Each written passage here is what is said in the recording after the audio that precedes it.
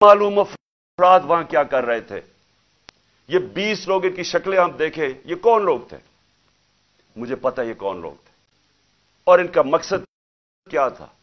इनका मकसद वही था जो मुझे इन्होंने वजीराबाद मारने की कोशिश की है, और मैं, अल्लाह ने बचाया मुझे। वो नाम मुझे बताता और जो नाम मैं सीन देखता, मुझे तो आंखों में नजर आ गया कि ये करने क्या जा रहे हैं। जब मैं अदालत में एंटर कर रहा हूं, पुलिस ने चार्ज कर दिया, ऊपर से वो ईंटें मार रहे हैं, इश्तियाल दे रहे हैं, इंतशार फैला के उसके अंदर इन्होंने मुझे कत्ल करना था कि जी ये देखें इंतशार में ये कत्ल हो गया।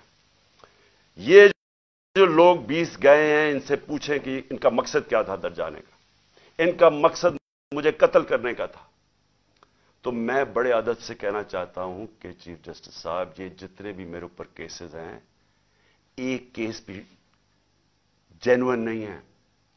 ये केसेस सिर्फ मुझे अदालतों में यहां से निकाल के कत्ल करने के लिए। इन्होंने अगर मुझे जेल में भी डाला, उधर भी ये कत्ल करेंगे।